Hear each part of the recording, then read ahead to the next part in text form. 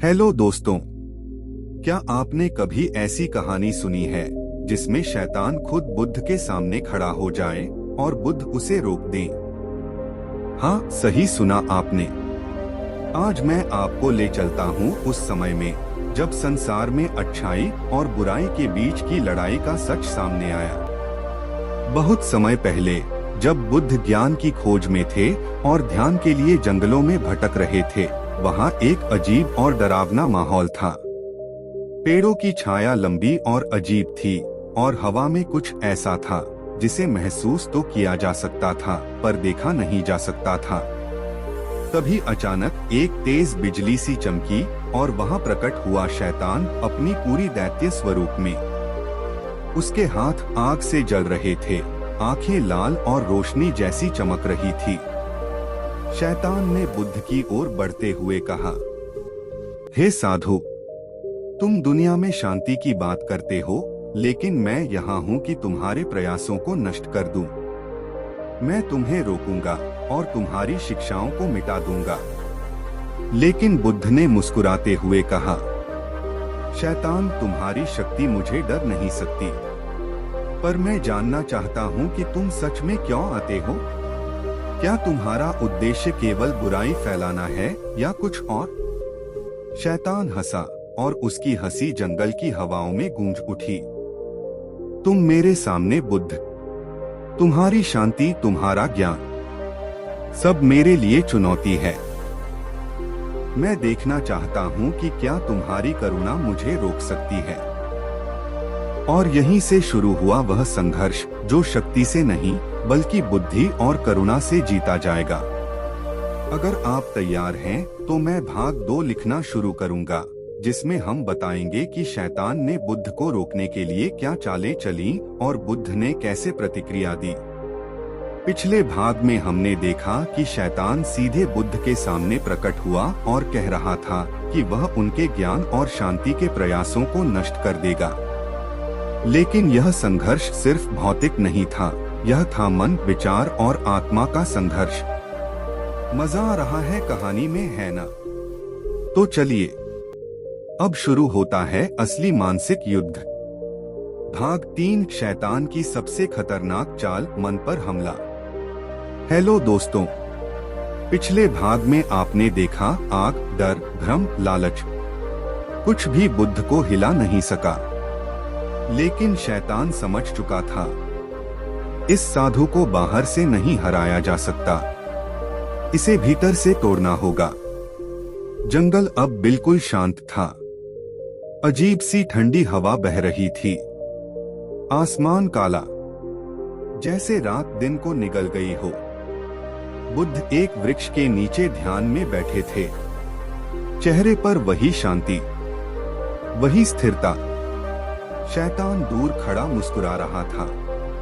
उसने कहा, अब मैं तुम्हारे मन में प्रवेश करूंगा बुद्ध, और वहीं तुम्हें हराऊंगा। पहली मानसिक चाल, अतीत की यादें। अचानक बुद्ध के सामने दृश्य बदल गया। उन्होंने देखा उनका राजमहल, रानी यशोधरा, नन्हा राहुल, उनका पिता जो उन्हें रोकना चाहता था। एक आवाज गूंजी, तुमने अपने परिवार को छोड़ दिया, क्या यही करुणा है? तुम स्वार्थी हो बुद्ध, तुम भाग गए। दृश्य इतना वास्तविक था कि कोई भी टूट जाता। राहुल रो रहा था, पिताजी, आप मुझे छोड़कर क्यों चले गए? शैतान की हंसी गूंजी, करुणा की बात करते हो और अपने ही बेटे को रोता छोड़ दिया। लेकिन बुद्ध की आंखें बंद रहीं। धीरे से बोले, त्याग स्वार्थ नहीं होता। यदि मैं केवल अपने परिवार से प्रेम करता और संसार को दुख में छोड़ देता, वही स्वार्थ होता। दृश्य धुंधला पड़ गया। शैतान पहली बार चुप हुआ। दूसरी चाल, भविष्य का डर। अब शैतान ने भविष्य दिखाया। लोग बुद्ध की बातों का मजाक उड़ा रहे थे। राजा उनकी शिक्षा को रोक रहे थे। युद्ध हो रहे थे।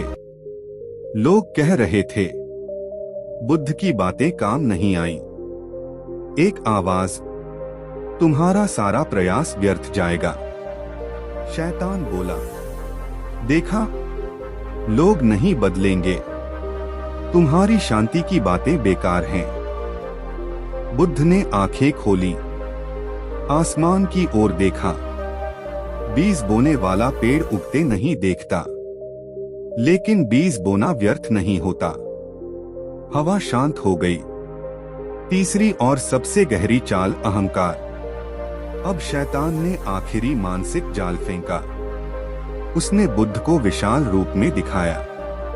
लाखों लोग झुक रहे हैं, मंदिर बन रहे हैं, सब उनका नाम जप रहे हैं। एक मीठी आवाज, तुम महान हो, तुम सबसे ऊपर हो, तुम भगवान हो। शैतान फुसफुसाया, बस इसे स्वीकार कर लो, तुम जीत जाओगे, तुम्हारी पूजा होगी। यही सबसे खतरनाक जाल था। लेकिन बुद्ध मुस्कुराए। जहां मैं आता है वहां सत्य चला जाता है। मैं न गुरु हूं न भगवान, मैं केवल जागा हुआ इंसान हूं।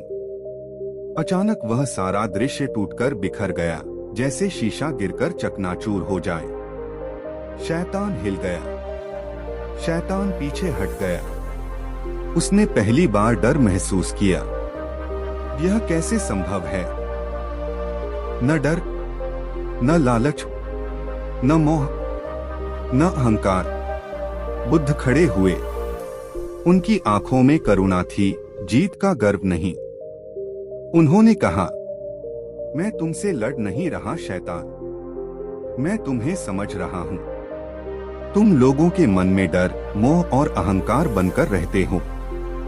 मैं तुम्हें मिटाने नहीं, तुम्हें शांत करने आया हूं। जंगल में पहली बार रोशनी फैली, लेकिन शैतान अभी पूरी तरह हारा नहीं था। उसकी आंखों में अब गुस्सा नहीं, कुछ और था, दर्द। भाग 4 में पहली बार शैतान अपनी असली वजह बताएगा। वह बुरा क्यों बना और क्यों बुद्ध उसे दुश्मन नहीं मानते। कहानी अब और गहरी होने वाली है। बोलिए भाग 4 शुरू करें। कमाल, अब कहानी अपने सबसे भावनात्मक और गहरे मोड़ पर पहुंच रही है। यहाँ लड़ाई नहीं, सच सामने आएगा। भाग 4, शैतान की सच्चाई, बुराई पैदा कैसे होती है। हेलो दोस्तों, अब तक हमने देखा शैतान की हर चाल असफल रही, लेकिन इस बार जो होने वाला था वह किसी ने नहीं सोचा था। जंगल में अजीब सी शांति थी। अब न आग, न अंधेरा, बस हल्की रोशनी पेड़ों से छनकर आ रही थी। शैतान अब विशाल, डरावने रूप में नहीं था। वह घुटनों के बल बैठ गया। उसकी आवाज भारी थी, मगर अब उसमें गुस्सा नहीं था। बुद्ध, तुम मुझे हराना क्यों नहीं चाहते? सब मुझे नष्ट करना चाहते हैं। तुम मुझे समझना क्यों चाहते हो? बुद्ध उसके पास आए। न डर, न दूरी, क्योंकि बुराई को मिटाने की कोशिश अक्सर उसे और बड़ा बना देती है। लेकिन उसे समझ लिया जाए तो वह बदल सकती है। शैतान पहली बार कांप गया। शैतान की कहानी। मैं जन्म से शैतान नहीं था। उसने कहा, मैं भी कभी प्रकाश था, ज्ञान चाहता था, लेकिन जब मुझे सम्मान नहीं मिला, जब मुझे ठुकराया गया, मेरे अंदर क्रोध पैदा हुआ। उसकी आवाज टूटने लगी। लोगों ने मुझे गलत कहा, फिर मैं सच में गलत बन गया। बुद्ध शांत सुनते रहे। बुद्ध का उत्तर। बुद्ध बोले, जब किसी को बार बार अंधेरा कहा जाता है तो वह खुद को अंधेरा मान लेता है, लेकिन भीतर का दीपक कभी पूरी तरह बुझता नहीं। शैतान ने पहली बार ऊपर देखा। तो क्या मेरे भीतर भी प्रकाश है? बुद्ध मुस्कुराए। तुम्हारा क्रोध, तुम्हारी जलन, ये सब दर्द से पैदा हुए हैं। तुम बुरे नहीं बने, तुम घायल हो गए। जंगल में हवा जैसे थम गई। सबसे बड़ा सत्य, शैतान ने पूछा, तो तुम मुझे रोकना क्यों चाहते हो? बुद्ध ने कहा, क्योंकि अगर तुम दर्द से जन्मी बुराई फैलाते रहोगे तो और लोग घायल होंगे और वे भी शैतान बनेंगे। मैं तुम्हें रोक रहा हूं ताकि यह चक्र यहीं टूट जाए। यह सुनकर शैतान की आंखों से पहली बार आंसू गिरे। दृश्य बदल गया। जंगल अब उजाला हो गया। पक्षी फिर चहचहाने लगे। शैतान का रूप छोटा होने लगा। डरावना चेहरा नरम पड़ गया। वह बोला, अगर लोग समझ लिए जाएं, तो क्या बुराई खत्म हो सकती है? बुद्ध बोले, समझ से परिवर्तन शुरू होता है, करुणा से परिवर्तन पूरा होता है। दोस्तों, अब कहानी सिर्फ बुद्ध और शैतान की नहीं रही। यह हर इंसान के अंदर चलने वाली लड़ाई की कहानी है। भाग 5 में शैतान एक ऐसा प्रश्न पूछेगा जिसका उत्तर पूरी मानवता के लिए जीवन बदलने वाला होगा। तैयार हैं अगले भाग के लिए? शानदार। अब कहानी पहुंच रही है उस मोड़ पर जहां दुश्मन सवाल पूछता है और गुरु उत्तर देता है। भाग 5, शैतान का प्रश्न, इंसान बुरा क्यों बनता है? हेलो दोस्तों, जंगल अब पहले जैसा नहीं था। अंधेरा हट चुका था। शांत हवा बह रही थी। लेकिन जो होने वाला था वह सबसे गहरी बात बताने वाला था। शैतान अब बुद्ध के सामने बैठा था।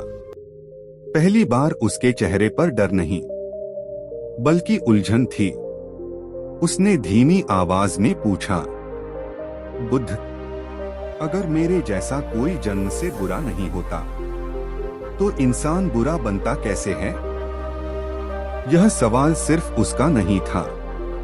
यह सवाल हर इंसान के अंदर छुपा है। बुद्ध का उत्तर, बुराई का बीज। बुद्ध ने जमीन से एक छोटा सा बीज उठाया। देखो शैतान, यह बीज पेड़ बन सकता है, लेकिन अगर इसे जहर मिले तो यह कांटों वाला झाड़ बन जाएगा। शैतान चुप सुन रहा था। इंसान का मन भी ऐसा ही बीज है। उसमें 3 चीजें जहर बनती हैं: अज्ञान, सच्चाई न जानना, भय, डर, अहंकार, मैं सबसे बड़ा। जब ये 3 मिलते हैं तो इंसान वह करने लगता है जो उसे खुद भी दुख देता है। शैतान का अतीत फिर सामने। शैतान की आंखें फैल गईं। मुझे ज्ञान चाहिए था, मगर मुझे ठुकराया गया, अज्ञान मिला। मुझे सम्मान चाहिए था, मिला अपमान, जिससे भय पैदा हुआ। फिर मैंने सोचा मैं सबसे शक्तिशाली बनूंगा। यहीं से अहंकार आया। वह चुप हो गया। बुद्ध बोले, और वही 3 जहर तुम्हें शैतान बना गए। सबसे गहरी सीख। शैतान ने पूछा, तो क्या हर बुरा इंसान बस एक घायल इंसान है? बुद्ध ने कहा, अक्सर हाँ।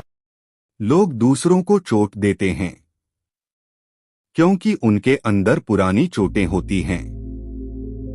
हवा हल्की हो गई। जंगल में जैसे सुकून फैल गया। पर बुद्ध ने चेतावनी भी दी। लेकिन याद रखो, बुद्ध बोले, दर्द होना गलत नहीं, लेकिन दर्द देकर जीना गलत है। शैतान ने सिर झुका लिया। अचानक कुछ बदल गया। दूर से एक बच्चा रोने की आवाज आई। शैतान चौंका। यह आवाज, बुद्ध बोले, यह उस गांव की है जहां लोग एक दूसरे से लड़ रहे हैं। तुम्हारा क्रोध वहां फैल चुका है। शैतान कांप गया।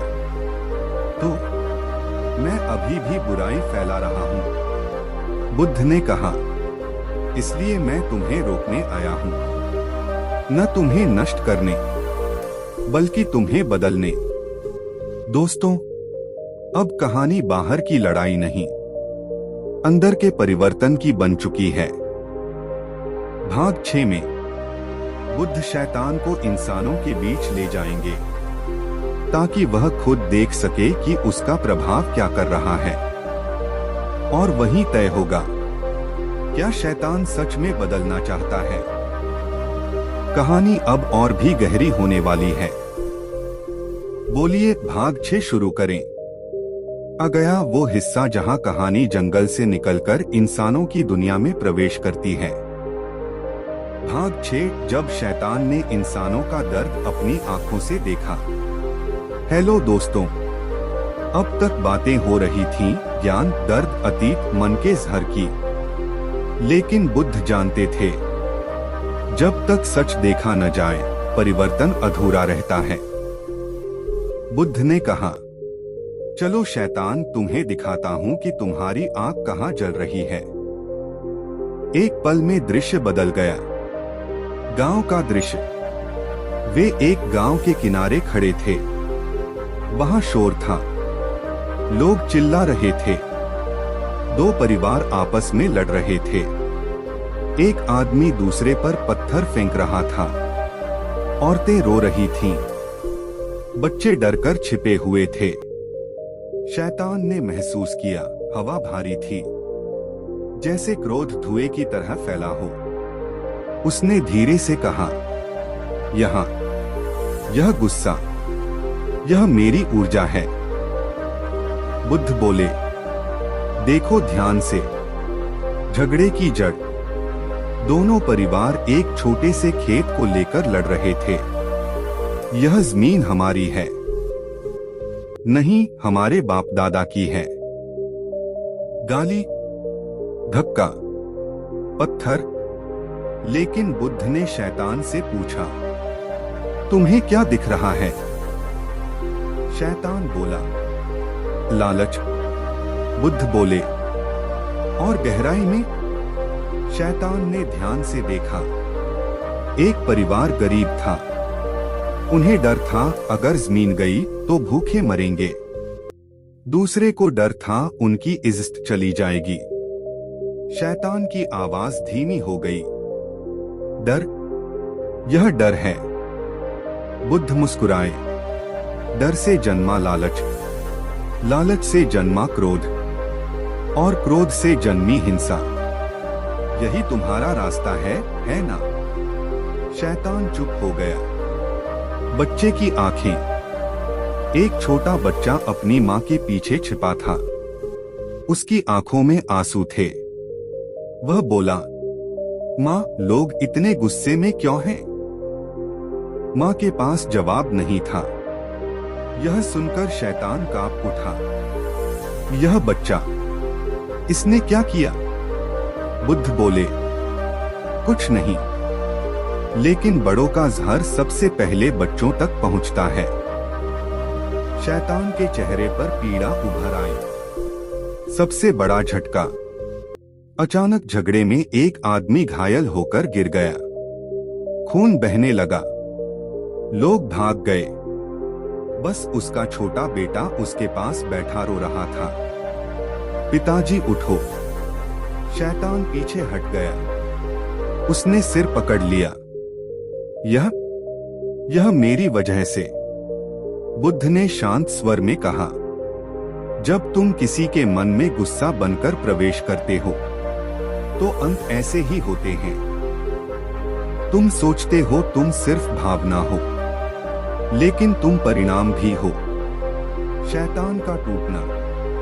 शैतान घुटनों पर गिर गया। मैंने सोचा था मैं शक्तिशाली हूं, लेकिन मैं तो दर्द फैला रहा हूं। उसकी आवाज कांप रही थी। क्या अब भी देर नहीं हुई? बुद्ध ने हाथ उसके कंधे पर रखा। जब तक समझ आ जाए तब तक देर नहीं होती। लेकिन एक समस्या बाकी थी।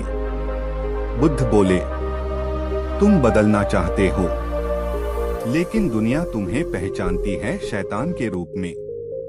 तुम्हारी पुरानी छाया अभी भी लोगों के मन में है। शैतान ने पूछा, तो क्या करूं? बुद्ध बोले, अब तुम्हें वही जगह जाना होगा जहां तुम सबसे ज्यादा रहते हो। शैतान समझ गया। मन, दोस्तों, अब कहानी का असली मोड़ शुरू हो रहा है। अब लड़ाई जंगल या गांव में नहीं, हर इंसान के मन के अंदर होगी। भाग 7 में बुद्ध शैतान को एक इंसान के मन के भीतर ले जाएंगे, जहां असली युद्ध होगा, क्रोध बनाम करुणा। तैयार हो? कहानी अब सबसे गहरे स्तर पर जा रही है। अब हम पहुंच रहे हैं कहानी के उस हिस्से में जहां सब कुछ अंदर होने वाला है, बाहर नहीं। भाग 7, इंसान के मन के अंदर असली युद्ध। हेलो दोस्तों, बुद्ध ने शैतान की ओर देखा और कहा, अब समय है तुम्हें तुम्हारा असली घर दिखाने का। शैतान ने पूछा, मेरा घर? बुद्ध बोले, हाँ। इंसान का मन। अचानक सब कुछ गायब हो गया।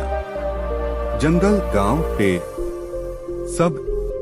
अब वे खड़े थे एक अजीब जगह पर। न आसमान, न जमीन, चारों ओर बस धुंध और हवा में तैरते हुए दृश्य। शैतान समझ गया, यह किसी इंसान का मन था। मन का पहला कोना, क्रोध। उन्होंने देखा, एक युवक खड़ा है। उसका दोस्त उसे धोखा दे गया था। उसके मन में आवाज गूंज रही थी, बदला लो, उसे दिखा दो, तुम कमजोर नहीं। शैतान मुस्कुराया, यह मेरी जगह है। उसने युवक के कान में फुसफुसाया, गुस्सा सही है, वह गलत था। युवक की आंखें लाल हो गईं। तभी बुद्ध आगे आए। उन्होंने दूसरी आवाज दी, रुको, सोचो, क्रोध तुम्हें कहां ले जाएगा? युवक के मन में 2 आवाजें लड़ने लगीं। युद्ध शुरू। शैतान बोला, गुस्सा ताकत देता है। बुद्ध बोले, करुणा स्थिरता देती है। शैतान, बदला लेने से दिल हल्का होता है। बुद्ध, माफ करने से मन हल्का होता है। युवक का चेहरा बदल रहा था। दूसरा कोना, डर। दृश्य बदला। एक लड़की परीक्षा से पहले डर रही थी। अगर मैं असफल हो गई तो लोग क्या कहेंगे? शैतान फुसफुसाया, तुम नहीं कर पाओगी, तुम कमजोर हो। बुद्ध ने कहा, डर भविष्य की कल्पना है, सच्चाई नहीं। सांस लो, वर्तमान में आओ। लड़की की सांसें धीरे होने लगी। तीसरा कोना, अहंकार। अब एक अमीर आदमी का मन। वह सोच रहा था, मैं सबसे बड़ा हूं, बाकी सब छोटे हैं। शैतान हंसा, यह मेरा पसंदीदा घर है। बुद्ध बोले, ऊंचाई पर खड़ा व्यक्ति अकेला होता है, झुकने वाला जुड़ा रहता है।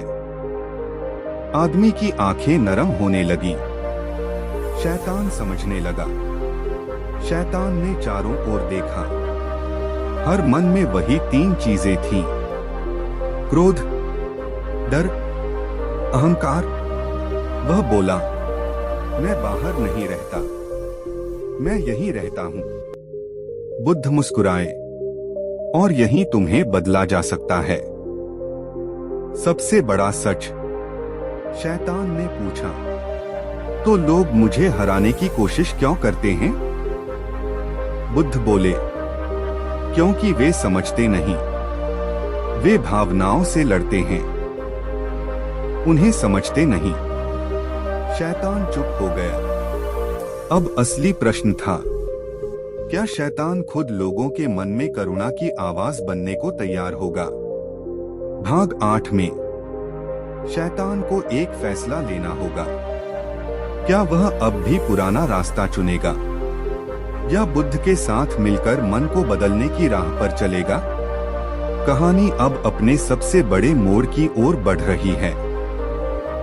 कहानी अब उस मोड़ पर है जहां फैसला होगा, अंधेरा बना रहेगा या रोशनी का हिस्सा बनेगा।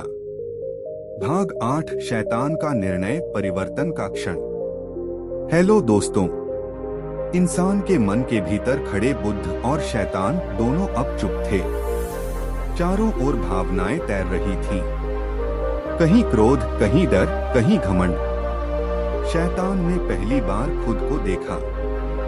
वह धुएं जैसा था। जहां नकारात्मक विचार, वहीं उसका रूप। उसने धीरे से पूछा, अगर मैं बदल जाऊं तो क्या लोग बदलेंगे? बुद्ध बोले, तुम बदलो या न बदलो, लोगों के पास हमेशा दो आवाजें रहेंगी। सवाल यह है, तुम कौन सी आवाज बनना चाहते हो? अंदर की खामोशी। शैतान ने आंखें बंद की। उसे अपना अतीत दिखा। अपमान, अस्वीकार, अकेलापन। फिर उसे गांव का बच्चा याद आया। रोता हुआ, डरा हुआ। उसने सिर पकड़ लिया। मैं दर्द से पैदा हुआ, लेकिन क्या मुझे दर्द फैलाते रहना चाहिए? बुद्ध का आखिरी वाक्य। दर्द तुम्हारी कहानी है, बुद्ध बोले, लेकिन तुम्हारा भविष्य नहीं। ये शब्द हवा में गूंजते रहे। निर्णय। अचानक शैतान के चारों ओर की काली धुंध हल्की होने लगी। उसने कहा, मैं अब लोगों के मन में गुस्से की फुसफुसाहट नहीं बनना चाहता। मैं चेतावनी बनूंगा। जब किसी के मन में क्रोध उठेगा, मैं उसे उसकी पीड़ा दिखाऊंगा। बुद्ध मुस्कुराए। यही जागरण है। परिवर्तन का दृश्य। शैतान का रूप बदलने लगा। वह डरावना नहीं रहा। वह छाया जैसा हो गया, जो बुराई को बढ़ाए नहीं, बल्कि दिखाए कि यह रास्ता गलत है। लेकिन कहानी खत्म नहीं। बुद्ध बोले, याद रखो, परिवर्तन एक पल में शुरू होता है, लेकिन हर दिन चुना जाता है। शैतान ने सिर झुका दिया। अब दुनिया वही थी, इंसान वही थे, लेकिन अब उनके मन में एक नई संभावना थी। भाग 9 में हम देखेंगे, पहली बार एक इंसान शैतान की नई चेतावनी को सुनता है और उसकी जिंदगी बदल जाती है। कहानी अब सबसे प्रेरणादायक मोड़ पर जा रही है। अब कहानी दिल को छूने वाले हिस्से में प्रवेश कर रही है, जहां परिवर्तन सिद्धांत नहीं, वास्तविक जीवन में दिखाई देगा। भाग 9 पहला इंसान जिसने अंदर की आवाज सुनी। हेलो दोस्तों, दुनिया वही थी, लोग वही थे, पर अब कुछ बदल चुका था। मन के भीतर एक नई हल्की सी चेतावनी जन्म ले चुकी थी। एक शहर में एक युवक रहता था, नाम था आरव। आरव मेहनती था, लेकिन जल्दी गुस्सा हो जाता था। छोटी छोटी बातों पर भड़क जाता। लोग उससे दूर रहने लगे थे। उस दिन ऑफिस में उसके साथ अन्याय हुआ। उसके काम का श्रेय किसी और को दे दिया गया। उसके अंदर आग भड़क उठी। आज सबको दिखा दूंगा, मैं उसे सबके सामने अपमानित करूंगा। यही वह पल था जहां पहले शैतान गुस्से की आग बन जाता था, लेकिन इस बार कुछ अलग हुआ। आरव के मन में अचानक एक हल्की आवाज आई, गुस्से जैसी नहीं, शांत, गहरी। तुम्हें दुख हुआ है, लेकिन क्या गुस्सा तुम्हारा दुख कम करेगा? आरव चौंका। यह आवाज कौन है? वह रुक गया। पहली बार उसने अपने सीने में धड़कन महसूस की। सांस तेज थी, मुट्ठियां भींची हुई थीं। आवाज फिर आई, पहले खुद को समझो, फिर बोलो। यह शैतान की नई भूमिका थी। शैतान अब क्रोध नहीं भड़का रहा था, वह दर्द दिखा रहा था। आरव ने गहरी सांस ली। वह बॉस के पास गया, चिल्लाया नहीं, बस बोला, सर मुझे बुरा लगा, क्या हम बात कर सकते हैं? बात हुई, गलतफहमी निकली, मामला सुलझ गया। आरव का परिवर्तन। उस रात आरव सोच रहा था, अगर मैं गुस्से में बोल देता सब बिगड़ जाता। उसे समझ आया, गुस्सा ताकत नहीं, कमजोरी छुपाता है। मन के भीतर दृश्य। बुद्ध ने शैतान की ओर देखा। शैतान शांत था। यह पहला कदम है, बुद्ध बोले। शैतान बोला, इतने सालों में पहली बार मैंने दर्द को बढ़ाया नहीं, रोका है। एक चिंगारी।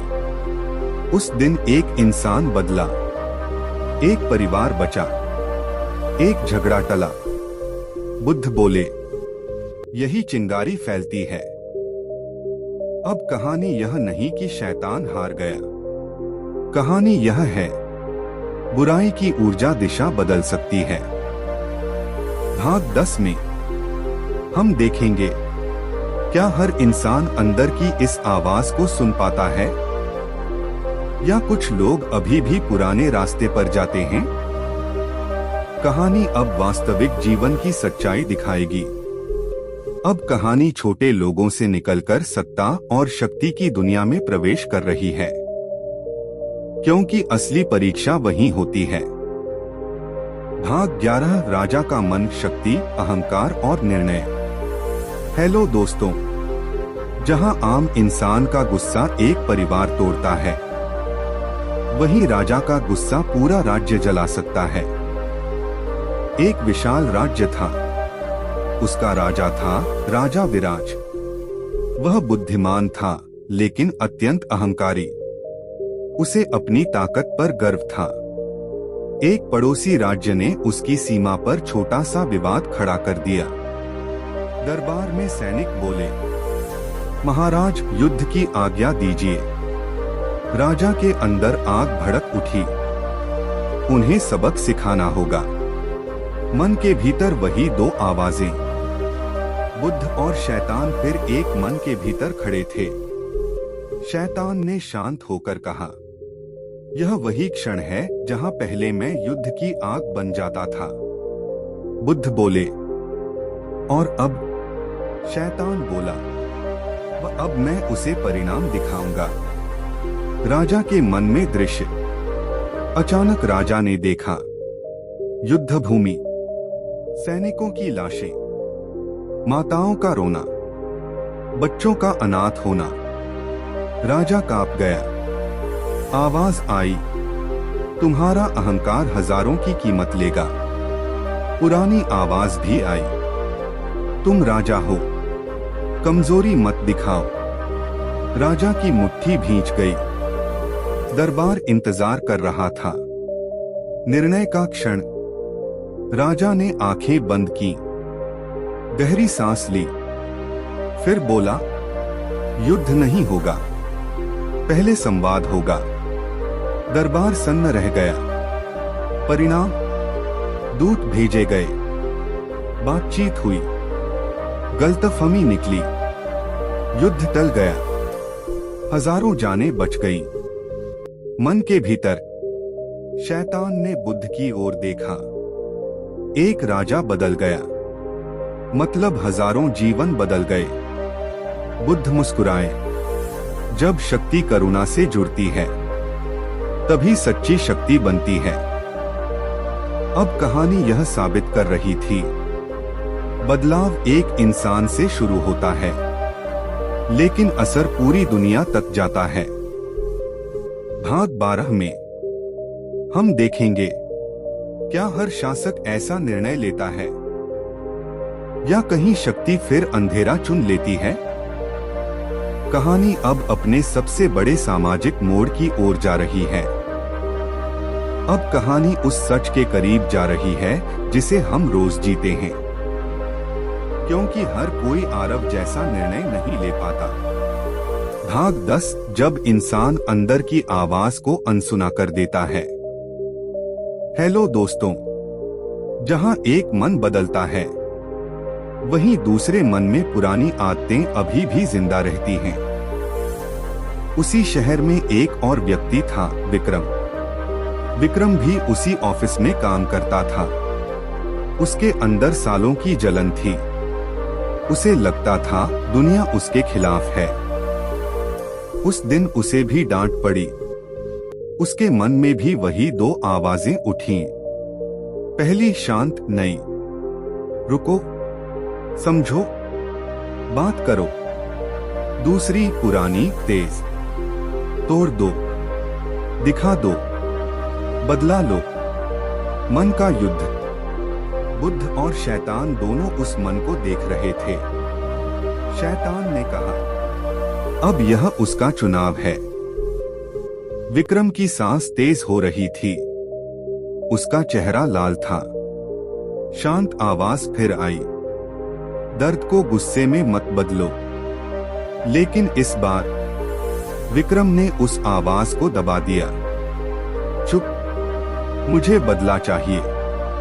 परिणाम, विक्रम ने ऑफिस में हंगामा कर दिया। सबके सामने चिल्लाया।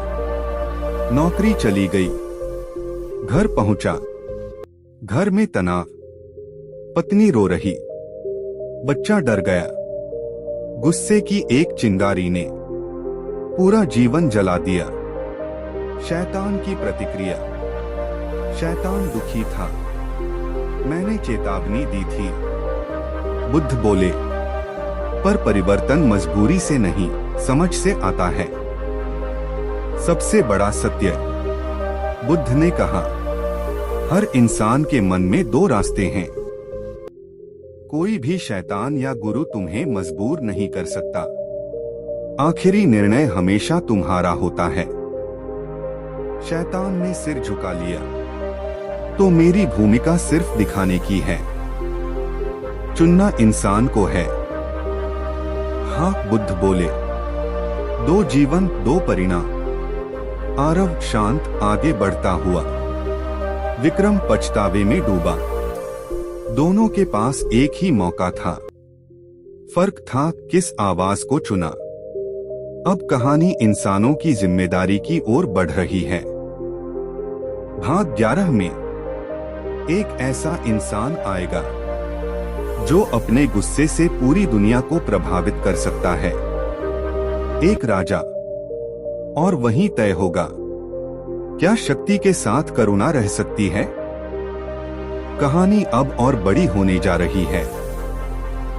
अब कहानी उस जगह पहुंच रही है जहां पछतावा आत्मा को तोड़ता भी है और जगह भी देता है।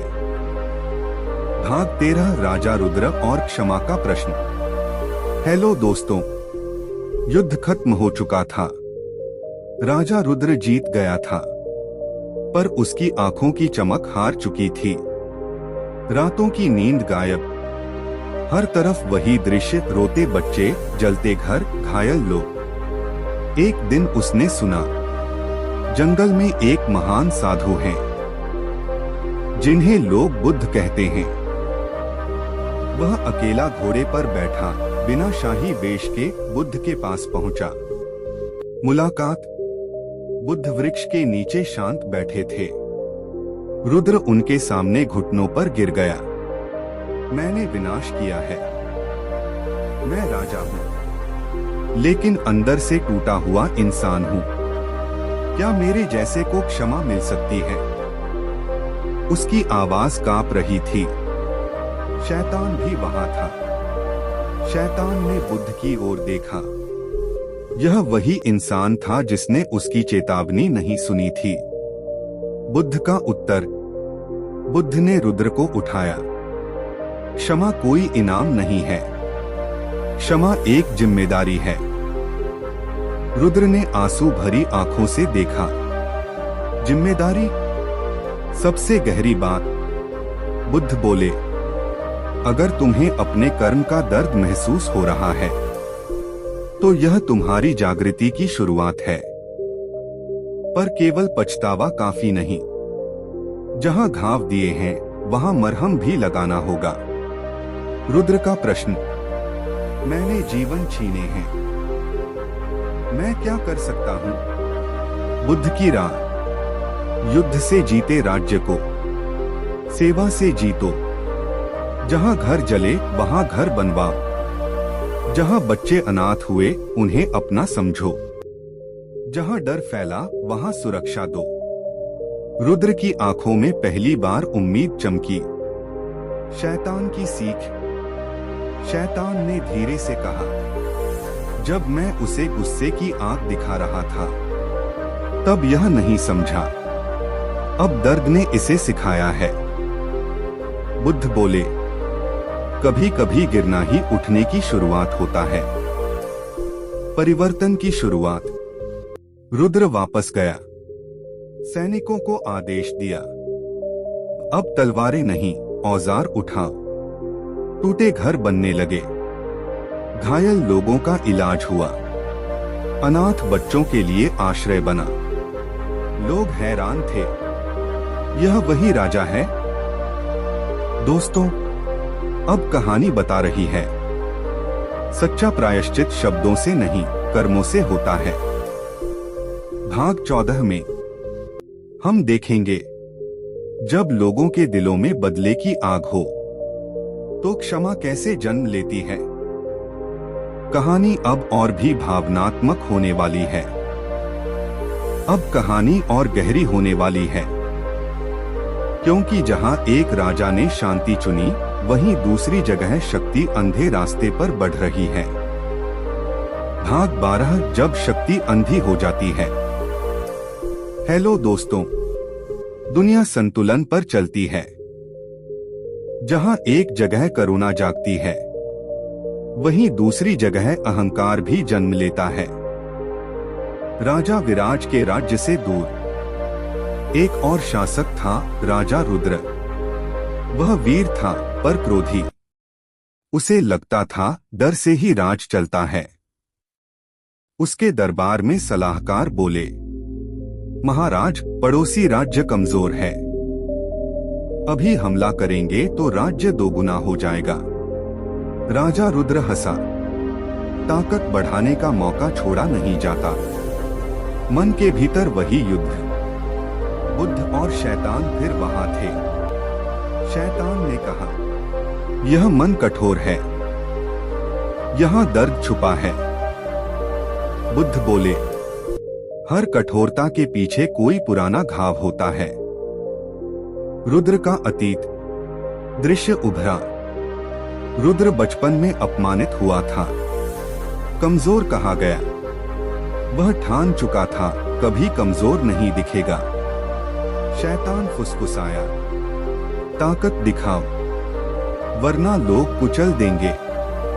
बुद्ध की आवाज आई, ताकत जो डर पर टिके वह टिकती नहीं।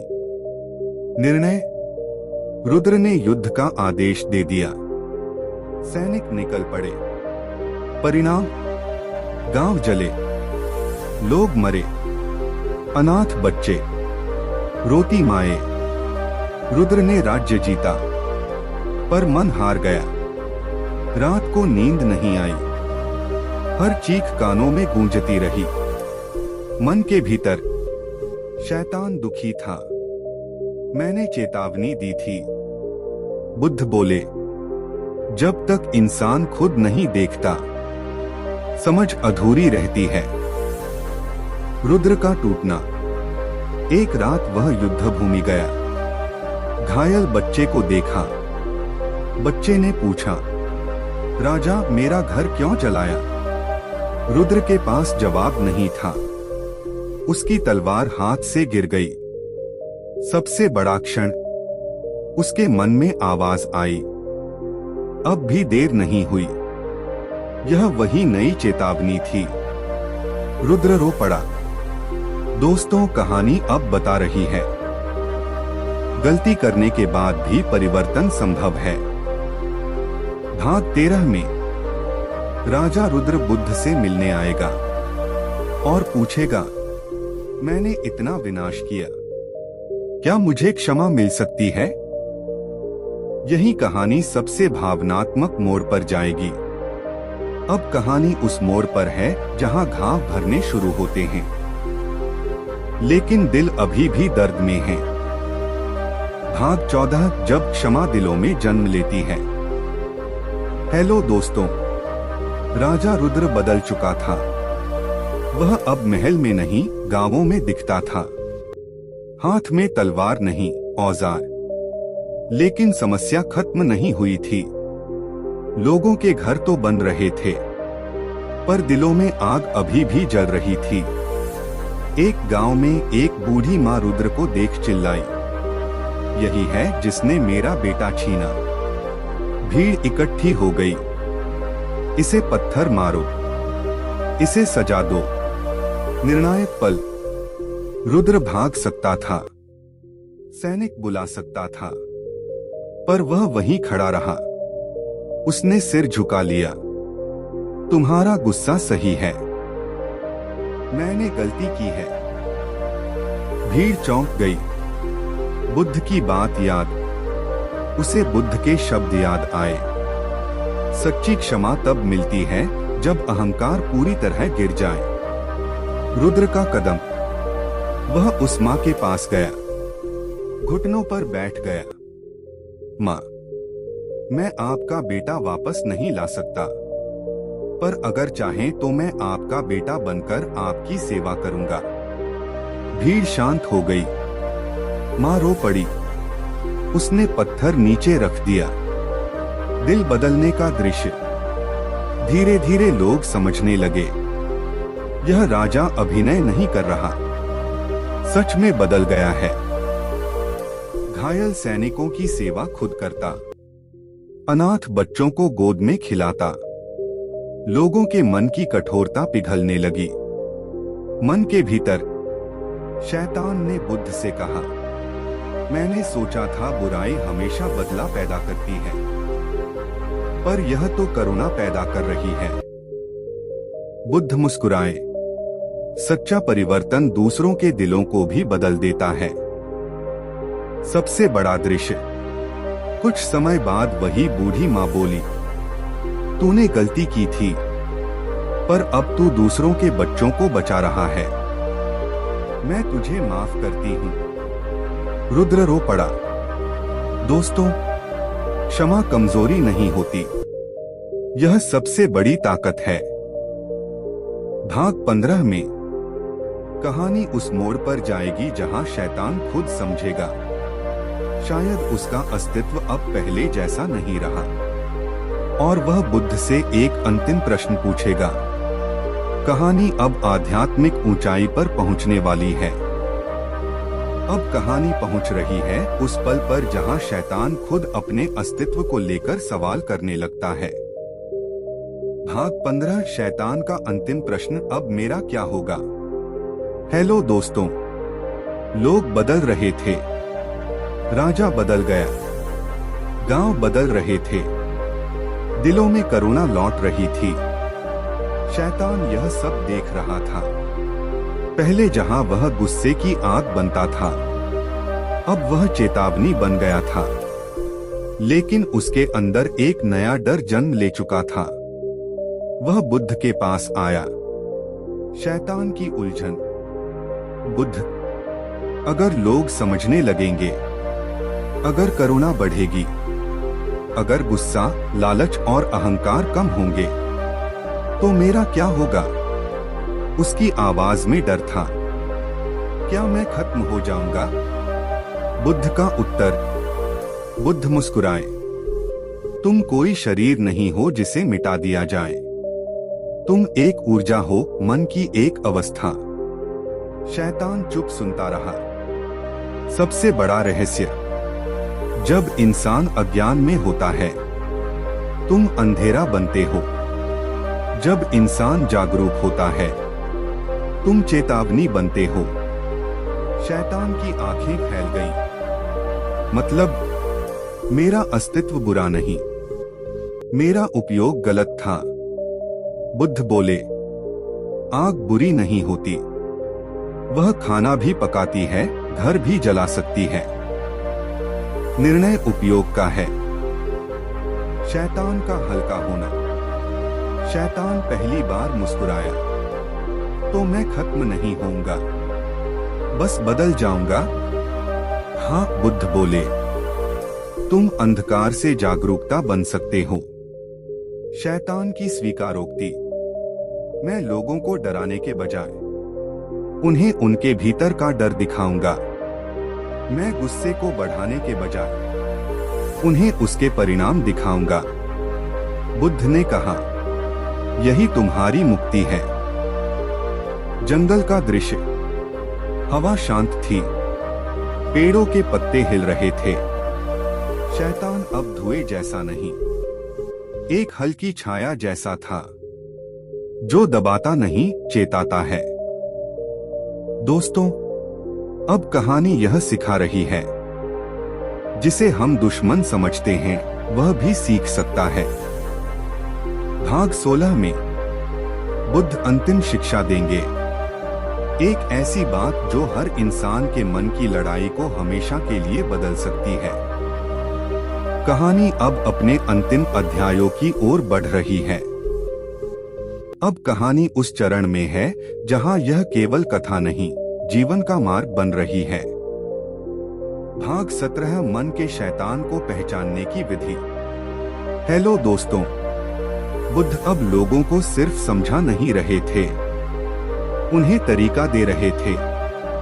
शैतान भी पास खड़ा था, अब दुश्मन नहीं, साक्षी। एक सभा लगी, लोग आए, किसान, सैनिक, व्यापारी, बच्चे। सबका एक ही सवाल, हम अपने मन को कैसे समझें? बुद्ध ने कहा, पहला कदम रुकना। जब भी मन में तेज भावना उठे, गुस्सा, डर, जलन, पहले रुक जाओ। एक आदमी बोला, पर उस समय रुकना मुश्किल होता है। बुद्ध मुस्कुराए, इसलिए अभ्यास चाहिए। दूसरा कदम, देखना। भावना को दबाओ मत, उसे देखो जैसे बादल को देखते हो। शैतान ने धीरे से कहा, पहले मैं उसी भावना में आग भर देता था। बुद्ध बोले, अब तुम लोगों को दिखाओगे यह सिर्फ एक बादल है, आकाश नहीं। तीसरा कदम, नाम देना। कहो यह गुस्सा है, यह डर है, बस पहचान लो। लोग हैरान थे, इतना सरल। चौथा कदम, सांस। सांस पर ध्यान लाओ। सांस वर्तमान में लाती है। भावनाएं अतीत और भविष्य से जुड़ी होती हैं। एक घटना, सभा में एक युवक अचानक गुस्से में उठा, मेरा भाई मुझे धोखा दे गया। बुद्ध बोले, रुको, आंखें बंद करो, कहो गुस्सा है। युवक ने किया। धीरे धीरे उसकी सांस सामान्य हुई, वह बैठ गया, गुस्सा कम हो गया। उसने कहा, शैतान की नई भूमिका। शैतान बोला, जब लोग पहचान लेते हैं, मैं उन पर हावी नहीं हो पाता।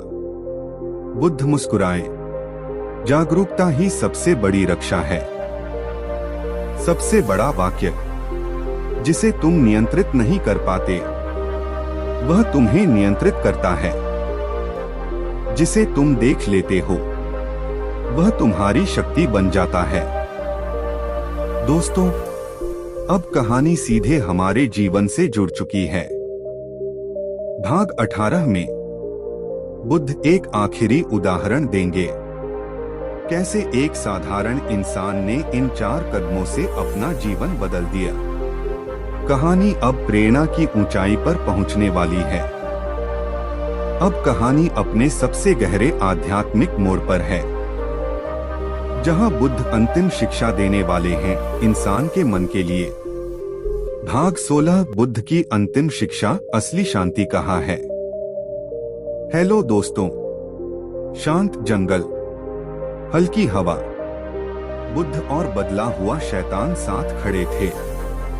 दुनिया चल रही थी, लोग अपने संघर्षों में लगे थे।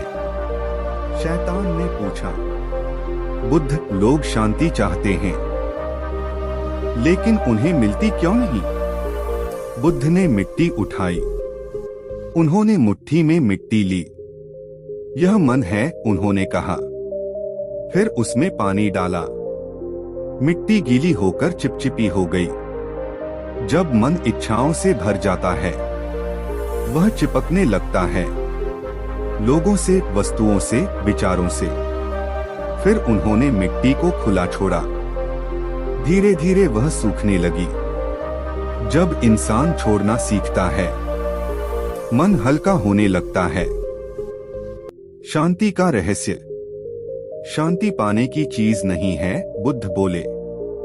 शांति तो पहले से भीतर है, बस उसे ढकने वाली परतें हटानी होती हैं। डर, लालच, अहंकार। शैतान ने कहा, यही परतें तो मैं बनता था। बुद्ध मुस्कुराए, और अब तुम लोगों को इन्हें पहचानने में मदद करोगे।